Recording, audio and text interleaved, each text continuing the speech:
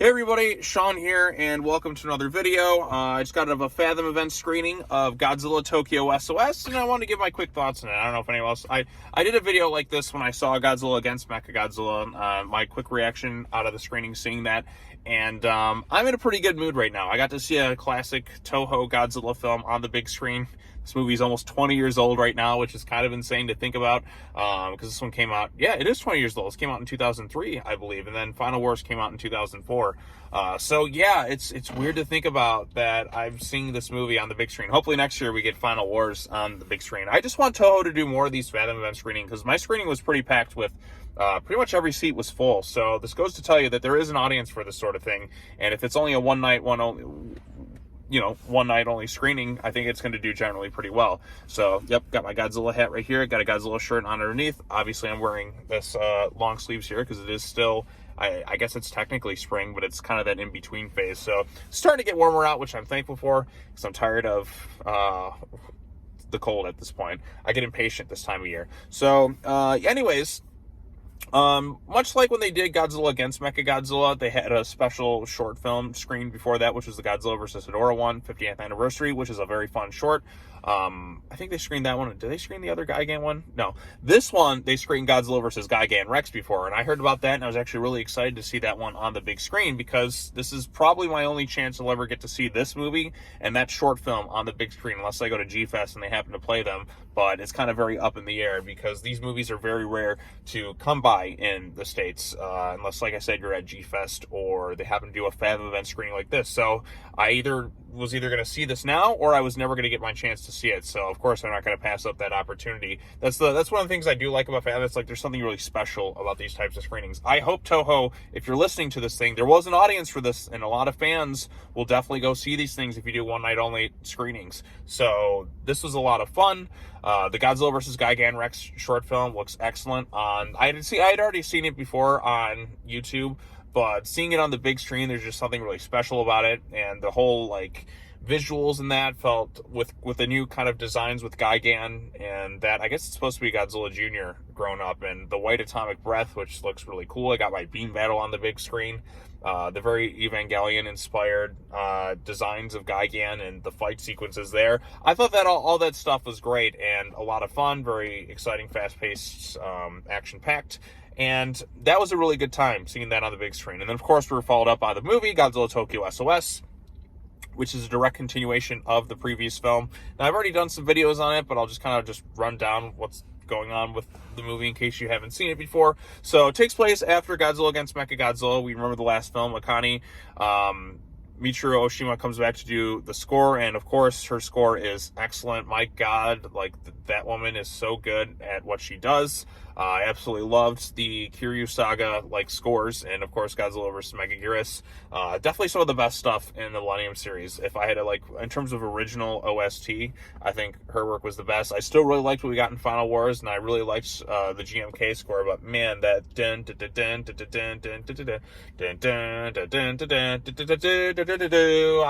it's so endlessly catchy, and it really helps to sell the film a little bit. It makes everything feel bigger, more impactful, it just gets you into the movie a little bit more. So score is excellent once again, which is the most consistent with the Godzilla series. The most consistently good thing about it is the music, and every Godzilla film has some good music. I can't think of one bad score for a Godzilla film off the top of my head, because even if the film itself is of lesser quality, I can still get some enjoyment at least out of the score, and that trend continues, especially with the stuff in the Millennium era. There's a lot of really great music within that era. I think the weakest score is probably Godzilla 2000 in the Millennium series, and then afterwards obviously it picked up the pace a bit. So yeah, so this was fun to see. After rewatching this one, because I'd seen the other one a few months ago when they screened that, I do think that Godzilla vs Mechagodzilla is the stronger film. I think mostly because I was more invested in Akane's story, Yumiko Shaku, who is sadly very underutilized in this film. At the end of the previous film, it seemed like they were going to set her up again as the lead to kind of get the counterattack, and I think that would have made this movie a little bit stronger if she was more of the focal point this time around. Instead, we're kind of focusing on this new batch of characters. Obviously, there's a Toho alum. I can't remember his name off the top of my head, but he was in the original Mothra. He was also in Mothra vs. Godzilla, also in Ghidorah Three-Headed Monster, and several other Godzilla films. I know I'm kicking myself because I can't remember his name off the top of my head, but he's back for this time around, reprising his role from the original Mothra. Unfortunately, some of the other actors aren't back from that to reprise their roles as the same characters in this one, which would have been kind of fun. Can you imagine if like Nelson was somehow still alive? I love Nelson. Nelson's such a POS villain in the original Mothra. He's a lot of fun, but you don't really quite have the interesting characters this time around like you did last time. The Shobijin, at least like relatives of them, are back this time around. So is Mothra and Godzilla, of course. There's a cameo from Kamibis, which is unfortunate because we didn't really get to see Godzilla fight Kamibis, and I would have really liked to have seen that in this film, but we just kind of get the scratch wounds on the side. The continuity of the Millennium series is kind of all over the place. It's like choosing various films of the Showa era to make canon to its own thing, but it doesn't really follow up on anything else.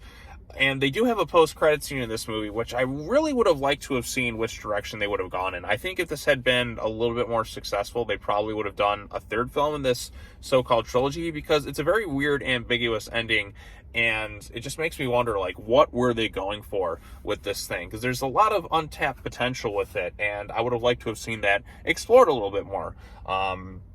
But this film still is a pretty entertaining one. You do get a lot of monster action.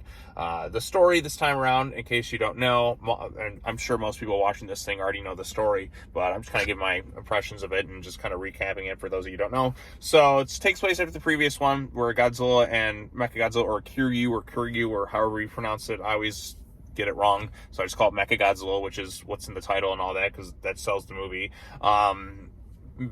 Mechagodzilla and Godzilla got in their fight, and the last time, of course, this version of Mechagodzilla is built around the exoskeleton. It's like built around the skeleton of the original 1954 Godzilla, which died, and it's fighting a new Godzilla. They got to a standstill. They both walked away very damaged, and now Mothra is back in the mix, and Mothra is angry because apparently Godzilla's bones were very sacred. Don't disturb the dead. Mothra ain't happy with you. Return the bones, or Mothra's going to be pissed. And they're like, but wait a minute, we need this to defend ourselves because Godzilla's out there. That's the sole reason we did this whole thing. Otherwise, we would have just left the bones be there in peace. And so the Twin Fairies or whatever are like, okay, hey, look, here's your compromise. You take the bones back, Mothra's going to help you out. If you don't, Mothra's going to attack Japan. And there's various trust issues because Mothra did destroy Tokyo in search of the Twin Fairies. Now, Mothra doesn't attack unless provoked, but, I mean, like I said, there's a bit of trust issues, but of course, Mothra comes in to help fight Godzilla, and even though the fairies are like, hey, look, if you turn the bones, Mothra would gladly defend Japan against Godzilla, even though Mothra really doesn't stand much of a chance. Yes, I know the original Mothra vs. Godzilla, the two Mothra larvae were able to kind of outsmart Godzilla, and he crashes and falls into the sea. But this time around, Godzilla ain't messing around. Now, this isn't as mean or scary of a Godzilla as we got in GMK. That Godzilla is pretty much unstoppable. GMK is still my favorite of the Millennium series, by the way. I like the Kiryu saga. I wish we would have gotten a third movie, because the post-credit scene sets it up for something interesting and leaves it kind of ambiguous with Godzilla's DNA. And it doesn't really feel like a true ending. Like Mecha G and Godzilla kind of wrap themselves together and just go deep to the bottom of the ocean, if you will. And then, the two Mothra larvae are born. But, yeah, so, I don't know. I would have liked to have seen a continuation of the saga, maybe make it a trilogy, then go into Final Wars, but I guess it's more of a timing thing. So, I did enjoy Godzilla Tokyo SOS. I think it's a solid popcorn flick. It doesn't really try anything new or all inventive. It's kind of a safe Godzilla movie, if you will. It's like, okay, we got the setup here. Here's your monster action. Doesn't really do anything all that fully innovative, if you will, except maybe a few small instances where Mecha G's kind of has like this, almost communicates to the people piloting it.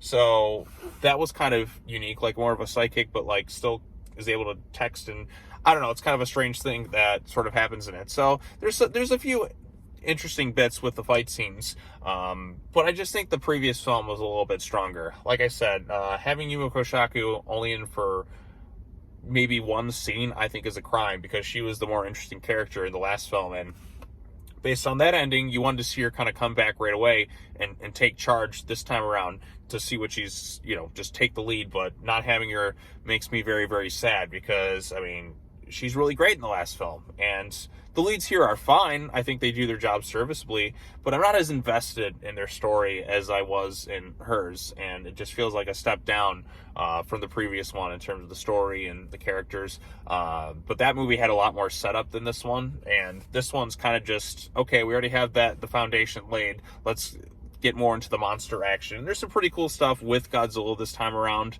Not the best I've seen in the Millennium era. As I said, it's more of a safer Godzilla film.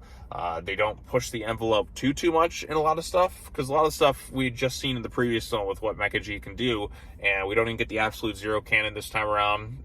It just feels, it just doesn't pack the punch like the previous film did, but it still is a good time overall. But so yeah, those are my quick thoughts. Movie, Fathom experience. I had fun with it. There's a lot of advertisements for various Godzilla toys, and I was taking, pictures of my screen so I can kind of look back and see, okay, here's a deal on this, here's a deal on this, here's this, here's this, here's that. So there's definitely a lot of fun to be had with this thing, and I was just appreciative that I got to see another Toho Godzilla film on the big screen. So far, I've seen the Kiryu Saga movies, and I've seen Shin Godzilla on the big screen in terms of Godzilla films. I really want there to be more movies screened here with Fathom events, because I've never been able to actually sit through some of the movies in G-Fest, because I only went to G-Fest once, and I had to drive there and then drive back the same day, so that's like 8 hours of driving and pretty much no sleep.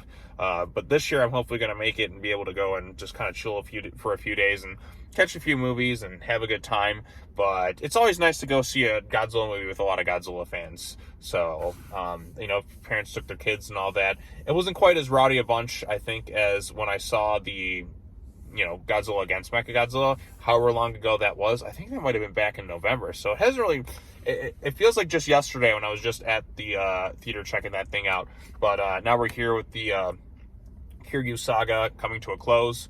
And I do wish we would have gotten some sort of follow-up on the ending, or maybe just a graphic novel continuation or a manga, if you will, since it was a Japanese creation right there. Something to tell the story of what they were going with the whole DNA pitch. I think that would have been interesting. But yeah, I love Godzilla, as you can tell. I mean, how many videos on Godzilla have I done over the years?